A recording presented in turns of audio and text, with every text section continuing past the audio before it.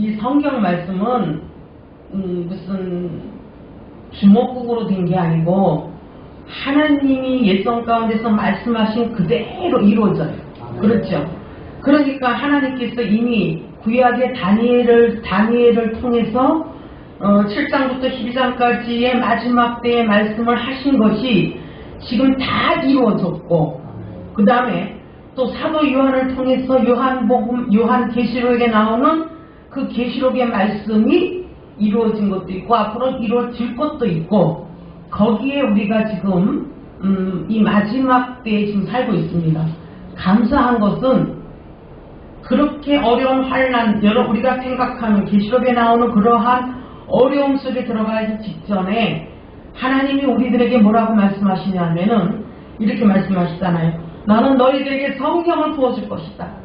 성령을 부어줄 것이니 그 성령을 받고 너희의 의가 아닌 하나님의 의, 그 다음에 하나님이 주시는 그 성령님으로 말미암아 우리가 이 어려운 세상을 이겨나갈 수 있게 되고, 그 성령님을 의지해서 우리는 다시 오시는 예수님을 준비하는 시대에 살고 있다는 겁니다. 다니엘서를 이렇게 보니까 이렇게 되어 있잖아요. 금은동 그러한 발가락 시대의 철, 진덕 이런 신상을 느부갓네살 왕이 받고, 그 50년 후에 다니엘이 또 엎드려져서 또 다니엘이 환상을 봐요. 근데 그 해석을 보니까 느부갓네살 왕이 자기가 해석해줬던 그 환상과 자기가 봤던 환상이 똑같아요. 결국은 하나님이 이스라엘의 제국을 통해서 나는 이스라엘을 깨울 것이고 이 마지막 때를 준비할 것이다. 그래서 이제 바벨론의 느부갓네살 왕, 그 다음에 메디아라는 메대와 하사라는 페르시아, 고레스를 통해서 페르시아라는 제국을 통해서 이스라엘을 그 다음에 제국으로 흡사하게 했고, 그 다음에는 여러분들이 너무나 잘 아는 헬라니즘을 이루었던 헬라 그리스의 알렉산더를 통해서 그 다음 제국이 이제 정말 오래갈 것 같은 페르시아의 제국이 무너지고, 그 20살밖에 안 됐던 알렉산더가 등장하면서 10년 동안 제국을 완성해요. 그런데 너무 웃기는 거는 30살밖에 안 된 이 알렉산더가 다 전부 다 점령하고 이제 점령할 것이 없어서 인도를 가는 중에 조그마한 말라리아라는 그 곤충 하나 때문에 그렇게 나이 30에 죽어갈 수가 있냐는 거죠. 하나님의 계획 안에, 하나님의 프로그램 안에 이 세상은 그대로 움직여지죠. 그러면서 알렉산더가 죽자 4명의 장군들에 의해서 나라가 나누어지잖아요. 너무 잘 알죠? 우리 목사님 들으십니까? 이거 내가 마이크 크게 썼다는데 안 나오죠? 지금 마이크가 안 나와요. 그냥 해요? 안 나오는 대로? 잘 들려요? 잘 들려. 신기하네. 마이크가 그래서 이제 알렉산더가 죽자 4왕국에 의해서 이제 왕조들이 나누어지게 되고, 거기에 악면 높은, 여러분 우리 목사님들도 너무 잘 아는 안티오쿠스라는 이 장군, 이 사람이 나타나면서 그 수르바벨 성전으로 세웠던 성전에 제우스 신상을 세우고 거기다 돼지 피를 갖다 놓고 절하게 하잖아요. 그러니까 이스라엘 사람들이 너무 기가 막힌 거예요. 우리가 하나님한테 받았던 것은, 우리가 하나님한테 지켜야 될 것은 성전에 들어가서 우리가 정말 예배를 드리는 거죠. 양으로 잡아서 제물을 드리는 것인데 어쩜 이렇게 돼지피를 잡아서 제물을 드리게 하는, 마치 앞으로 요한계시록에 나오는 적그리스도의 모형처럼 이러한 것들이 이미 예수님 오시기 직전에 한 200년 전에 안티오쿠스라는 그러한 에피파네테스라는 그러한 장군에 의해서 자행되었습니다. 그래서 이거를 보다가 너무나 기가 막혀서 이스라엘 사람들이 혁명을 일으키죠. 봉기를 갖고 일어난 것들이 우리 목사님들이 너무 잘 아는 것처럼 마카비 혁명이죠. 그래서 그들이 혁명을, 그 형제들이 혁명을 일으키고, 이제 그것으로 말미암아 이제 서서히 그 네 왕조도 저물어지고 로마의 가이사라고 얘기하는, 세상 말하는 옥타비우스라고 얘기하는 그 황제가 등장하면서 5번째 제국으로 로마 제국이 등장하면서 예수님이 태어나게 되십니다. 그런데 예수님이 태어났을 때 이 로마 사람들은, 로마에 있는 이스라엘 사람들은 이제야 우리가 기다리던 메시아, 이제야 우리가 기다렸던 왕이 이 땅에 태어나는구나라고 너무나 감사했어요. 너무나 좋아했습니다. 그러나 어찌된 일인지 예수님의 행적을 보니까 귀신 들린 자 고치고 아픈 자 고치고 천국 복음 증거하는데 자기네가 원하는 대로 얘기하는 게 아니라 오늘 말씀처럼 뭐라고 얘기냐면 너희 서기관들, 너희 바리새인들보다, 너희가 갖고 있는 의보다 결단코 앞선다는 게 아니라 뭐라 그럴까요? 너희가 갖고 있는 그 의로운 의 갖고는 결단코 내가 얘기하는 천국에 들어가지 못할 뿐더러 내가 십자가에 죽고 부활승천한 다음에 요한복음 21장에 성령을 받으라고 말씀하시고 성령을 받았던 그 제자, 그 이후로 사도들을 불려주는 그 사도들에게 예수님은 자신이 다시 이 세상에 올 거를 약속을 하고 부활승천하셨잖아요. 그리고 우리는 지금 2000년이 지난 예수님께서 다시 오신다고 말씀하시는 마지막 때에 살고 있는데 오늘 마태복음을 보니까 뭐라고 하냐면은 마지막 때 예수님께서 이렇게 얘기하시는 거예요. 때를 따라 양식을 나누어 주는 종이 복이 있다. 그러면 지금 이때가 마지막 때잖아요. 그러면 목사님들이 정말로 정직하게 마지막 때를 증거해야 되잖아요. 그런데 왜 마지막 때를 증거하지 않고 번영신학, 너무 예수 믿으면 잘 살고 예수 믿으면 완전히 막 축복만 받는 것처럼, 그래서 예수 믿어서 목사님들이 어려움을 겪게 되고 목사님들이 조금 뭐라 그럴까요? 이런 지하교에서 목회하게 되면 뭔가 문제가 있어서, 제가 이런 얘기도 들어본 적이 있어요. 제가 설교하러 어디를 갔는데 어떤 목사님이 설교 중에 제가 이제 설교를 이제 다 했을 거 아닙니까? 그리고 제가 이제 질문을 좀 받게 됐어요. 그래서 이제 손을 들어서 질문을 해요. 어떤 여자 목사님 저한테, 강사님 내가 왜였더니 이렇게 얘기를 해요. 왜 예수 믿는 사람이 가난한가요? 이래. 나 깜짝 놀랐어요. 근데 내가 당신은 목사님이십니까? 그때 목사님이시래요. 근데 목사님이 나한테 질문하기를 뭐라고 얘기했냐면은 왜 목사님들이 가난하게 살지요? 왜 목사님이 어렵게 살죠? 이렇게 질문을 해요. 그런데 오늘 목사님 설교를 들어보니까 그런 거에 대한 말씀이 아주 진짜 충격을 받았다 이렇게 얘기를 해요. 내가 너무 깜짝 놀라서 거꾸로 왜 목사님들은 다 잘 살아야 됩니까? 그렇게 얘기를 하니까 이렇게 얘기를 해요. 번영이라고. 번영. 그러니까 예수 믿으면 잘 하면서 내가 이 시간을 잘 보고 해야 돼요. 잘 먹고 아주 내가 이 천국복음 강사로 시간을 너무 잘 지키잖아요. 그러니까 오버하면 안 돼. 주책이야. 주님이 책임지질 않아. 그렇기 때문에 30분을 잘 지켜야 돼요. 시간을 딱 보고 하는 거예요. 그러니까 번영이라는 거는 우리들한테 어떠한 말씀으로 이게 다가왔냐면은 예수 믿으면 아프지도 말아야 되고, 예수 믿으면 11조도 올라가야 되고, 예수 믿으면 지하에 살다가 2층으로 올라가야 되고, 더 평수도 넓어져야 되고, 차도 우리 천목사님이 타시는 조그만 차가 아니라 큰 차. 지금 무슨 트럭 타고 다니셔요? 아직도? 트럭은 면하셨나? 내가 천목사님 기억하는 건 트럭이었는데 멋진. 지금은 자가용으로 바뀌셨나? 어쨌든 이러한 것들로 추구되어 있는, 이러한 것들로 되어 있는 이러한 말씀 제가 너무 충격받았죠. 그래서 제가 강대상에서 내가 목사님한테 이런 걸 성경으로 다 증명할 수는 없고 끝나고 강사방에 가서 말씀을 드리겠다고 그렇게 얘기하고 계속 얘기를 했더니 은혜를 받았던 적이 있는데, 오늘 우리 예수님께서 이제 오셔서 뭐라 그러냐면은 이 로마 제국에 있는 식민지를 하고 있는 이스라엘 백성들 그렇게 추구하고 있는 왕으로 와야 되고 자기네를 해방시켜야 되는 그러한 복음이 아니고 뭐라 그러냐면 자꾸 바리새인들하고 서기관들을 빗대어서 너희들이 결코 이 사람들보다 이 사람들이 갖고 있는 의보다 결단코 앞서지 않으면 너희가 바라보고 있는 천국을 소유할 수 없다고 얘기를 하시는데, 이 얘기하기 이전에 배경이 있잖아요. 말씀은 요 한 줄을 보면 할 수가 없잖아요. 앞뒤 배경이 있죠.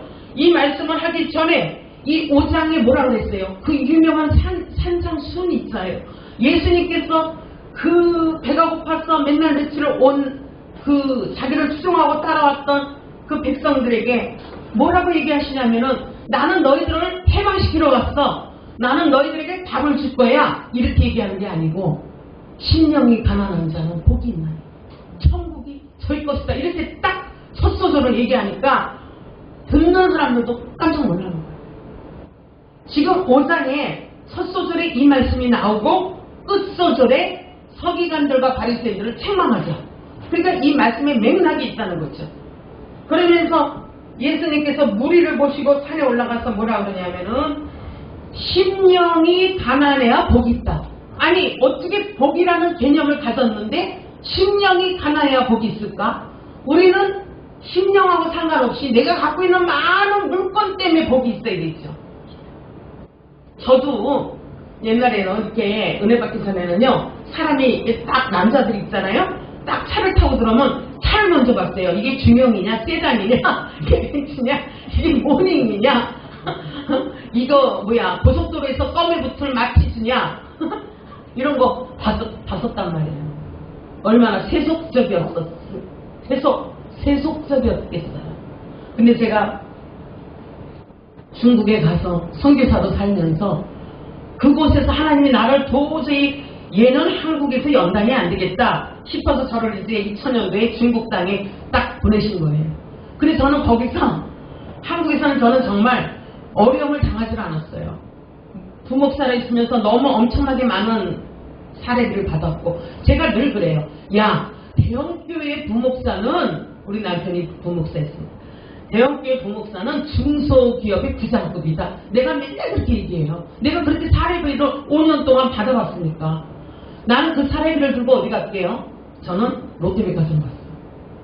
출근을 했어요. 그런데 하나님이 안 되겠으니까 이거 도저히 안 되겠구나. 얘는 좀 손맛을 봐야 되겠다 해갖고 이제 중국으로 보냈어요. 저희 두뇌를. 중국에 가서 산골에 가서 복음을 증거하는데 물 한 바가지 딱 주고 먹는 물 이거 먹는 물 아니죠 목사님? 아니 이거 새로 갈아 놓은 물입니까? 네, 먹을 수 있습니까? 설교하러 가니까 세상에 물 한 바가지 딱 주고 산골에 들어가면 물이 없어요. 그러니까 요걸로 강사님 세수하시고 선교사님 세수하시고 머리 감으면 머리 감고 하래요. 한국 여자들이 물을 펑펑펑펑 쓰잖아. 한 바가지를 주고 어떻게 머리를 감아. 그래서 내가요 월요일에 갔다가 수요일까지 집회 끝날 때까지 머리를 안 감았어요.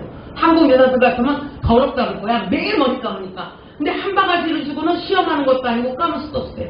겨우 이제 고양이 세수만 하고 이렇게 하고 이 사람들은 어떻게 하는 것 같더니 이 사람들은 노하우가 있더만요. 수건을요 물에 묻혀서 딱 짜가지고 그걸로 얼굴 닦고 목도 닦고 이래요. 근데 우리는 물을 풀어놓고 펑펑펑펑 쓰잖아. 그래서 하나님이 이제 그런 거를 훈련을 시키기 시작하면서 물질에 대한 개념 여러 가지를 전부 저를 선교지 10년 동안 훈련을 시켜서 이제는 이제 훈련 가졌으니까 하나님 저 이제 안식년이라 한국 들어갈 텐데 한국에서 있어도 돼요? 라고 물어봤을 때 하나님이 그냥 이제 제가 뭐 많은 연단 10년 받았는데 조금 철이 들었는지 그냥 여기서 있게 하셨습니다.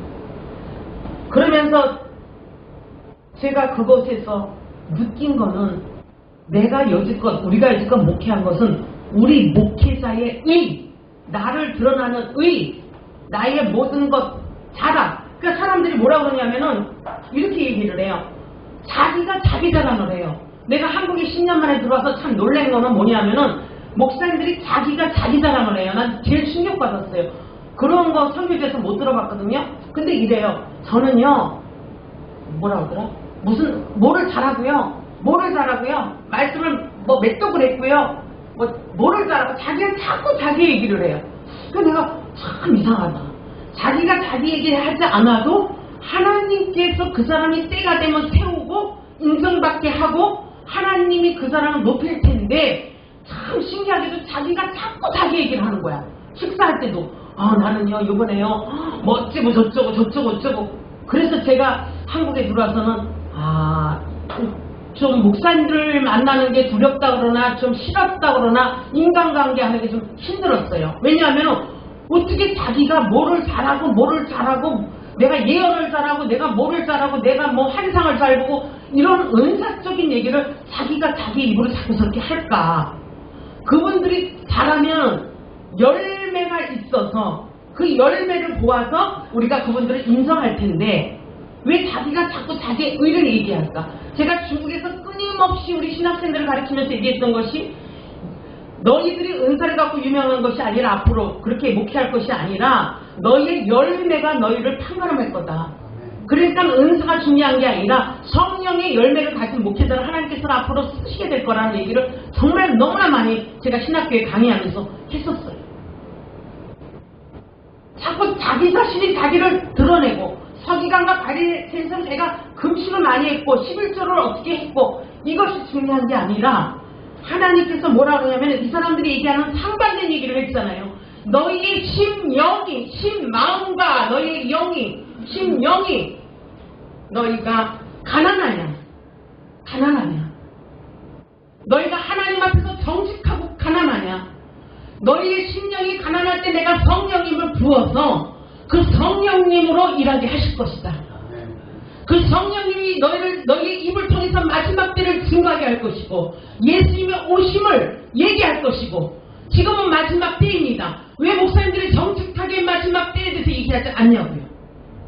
여러분들 예수님이 앞으로 오신 날이 얼마 남지 않으니 여러분들 신부 준비하십시오. 신부단장 하십시오. 신부단장이라는 것은 이런 거라고 여러분들이 목사님들이 말씀을 가르쳐야 되지 않습니까?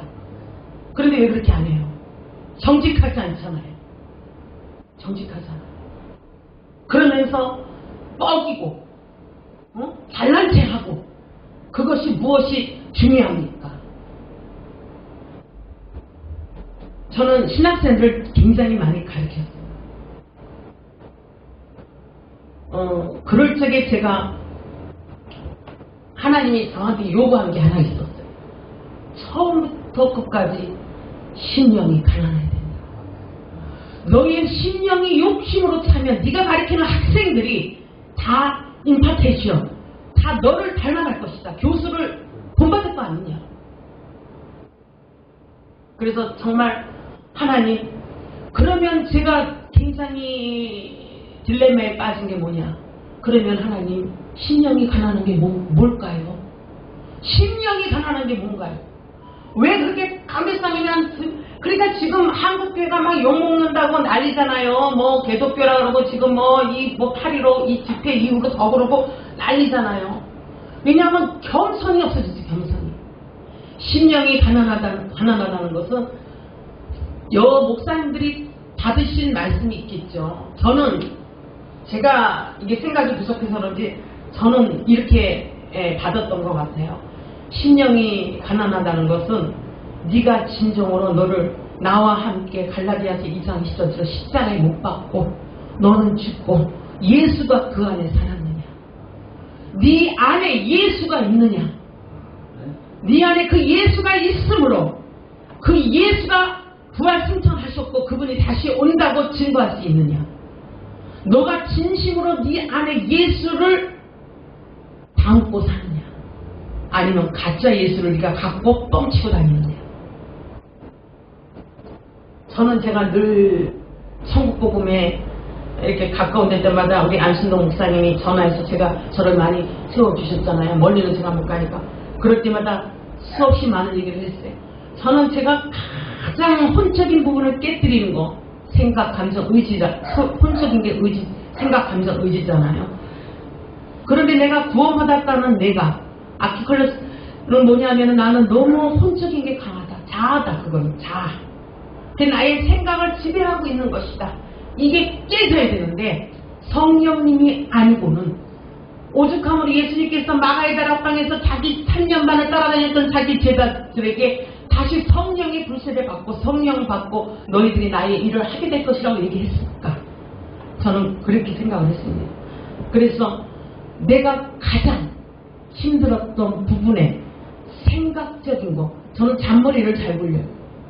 그래서 항상 무슨 일을 결정할 때 항상 이러면 안 되지, 이러면 안 되지 그러면서 또 잔머리가 굴려지려고 생각해요. 하나님 이거 아닌데. 예를 들어서 이런 거예요. 예를 들어서 어떤 거냐면은 하나님이 무슨 문제를 결정할 때 하나님한테 여쭤보고 응답받고 하라고 늘 많이 찬양하잖아요. 늘 많이 기도하잖아. 그런데 어떤 문제가 저한테 딱 부딪혀지잖아요. 그러면 제가 실수를 해요. 하나님 앞에서. 저는 저희 딸한테 이런 얘기는 제가 간대상에 처음 하는데, 상처를 준 사건이 하나가 있어요. 그거는 제가 너무 가슴 아픈 거고 그런 건데, 뭐냐면은 우리 딸한테 남자를 소개시킬 때에 제 마음에 그렇게 그다지 응답이라는 게 오진 않았음에도 불구하고, 제가 강대상에서 응답받고 응답받고 한다고 상담을 해줬음에도 불구하고 그 사람이 어떠한 스펙 때문에 소개를 했다가 마음의 상처를 너무 많이 받고, 우리 딸이 뭐라 그러냐면 나는 이제 예수 믿는 남자, 엄마가 그렇게 믿음 좋다는 그 남자도 안 믿고 파혼이 됐어. 그러니까 너무나 상처가 됩니다. 결혼이 이루어지지 않았어. 결론적인 것은 내가 하나님의 생각보다 나의 잔머리로 말미암아 우리 딸에게 상처를 줬다는 거죠. 저는 처음으로 얘기를 해요. 그래서 제가 그 문제로 말미암아 참 많이 또 회개하면서, 이제는 나의 잔머리가 굴려지는 것은 성령 하나님 성령 세례 받고 정말로 내가 하나님 나를 도와달라는 하나님 앞에 부르짖는 것 외에는 안 된다는 사실을 깨달았어요. 그러면서 나의 심령이 세상적인 세속적인 거에서 멀어져 가고 예수님으로 채워지는 것이, 이것이 심령이 가난해지는 거겠구나. 그래서 이 심령이 가난한 심령 속에 예수님으로 차올라왔을 때 그 예수님께서 나에게 뭐라고 말씀하시느냐? 지금은 마지막 때다.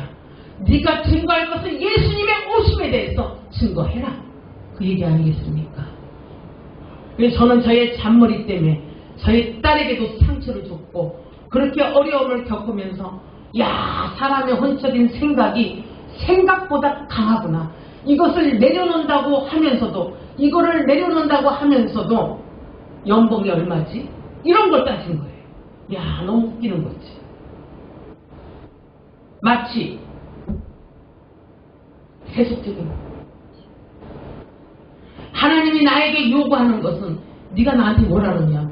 너가 나한테 기도할 때, 너 학생들, 신학생들 때 그 찬양 많이 불렀잖아. 주님 말씀하시면, 주님 말씀하시면 앉으라 그러면 앉고, 서라 그러면 서고, 가라 그러면 가고. 너 신학생들한테 뭐라고 강의했냐? 그렇게 강의해놓고 정작 너 딸의 문제는 그렇게 잔머리를 굴려서 그렇게 세속적인 것으로 파혼이 되게 하는 이러한 어려움을 겪게 합니다. 사람들은 너무 얕삽이, 저도 너무 얕삽이 하고.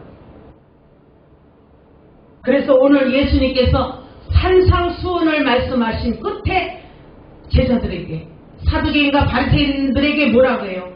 너희의 의를 갖고는 결탄코 천국에 도저히 못 갈 것이다.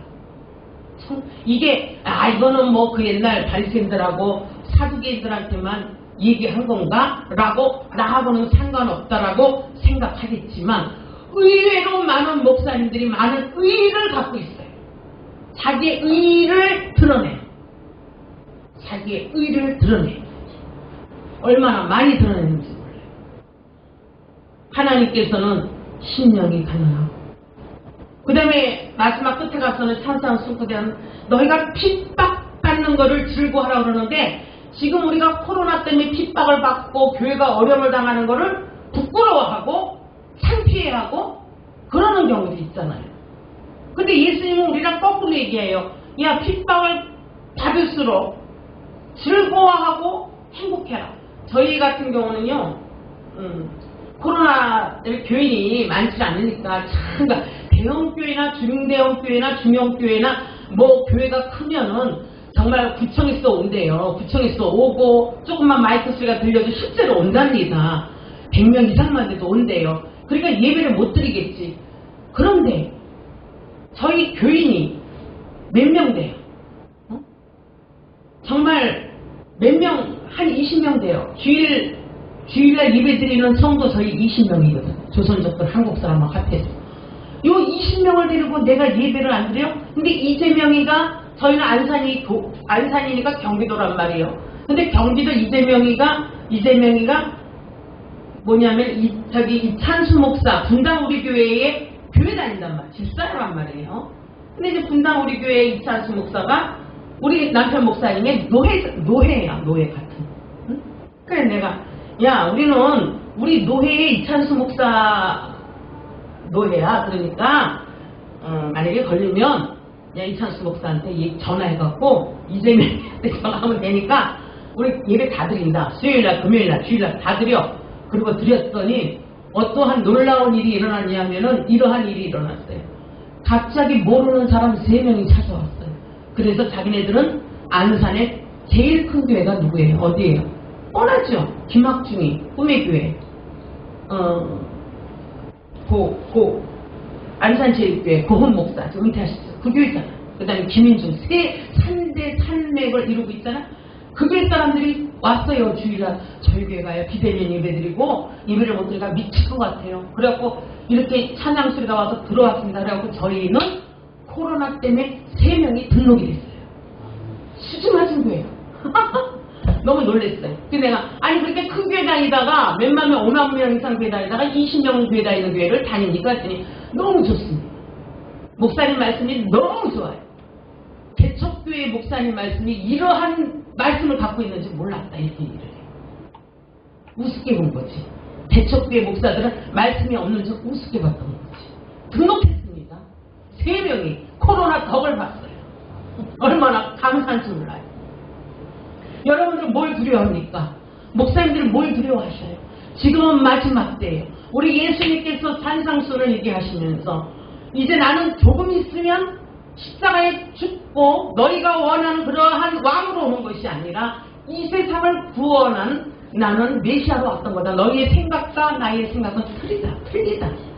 그러나 나는 온 인류를 구원하러 너희들을 구원할 것이고 그 구원한 백성들을 다시 데리러 올 것이다라고 약속했습니다. 그러면서 약속 중에 하나가 모이기를 패하지 말고 모이고 그 다음에 성령 받으라. 성령 불세례 받고 성령의 기름 부음 받고 성령 받으라 이렇게 얘기하셨습니다.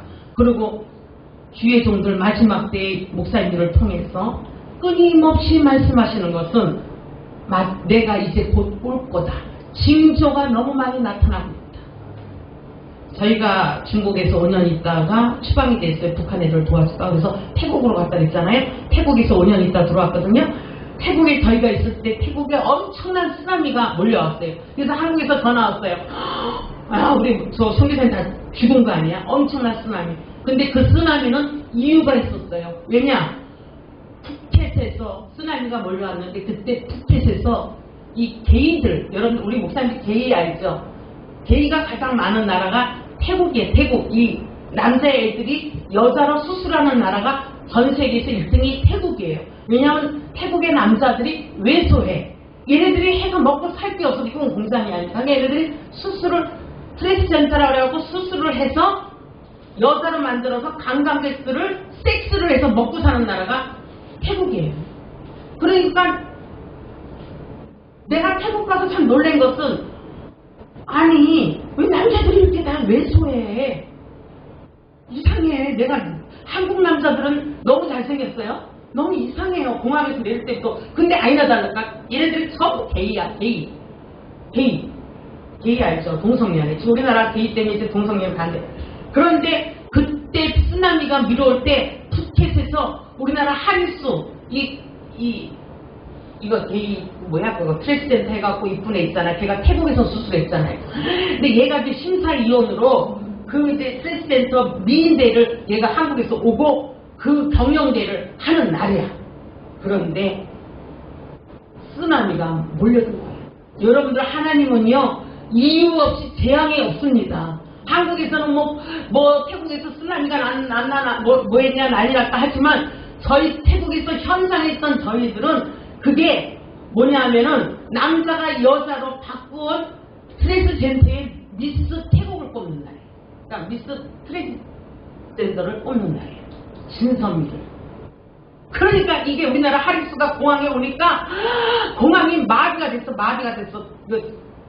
사인 받으러가고 사인. 응? 근데 그 다음날 쓰나미가 덮친 거예요. 하나님이 뭐라 그래요?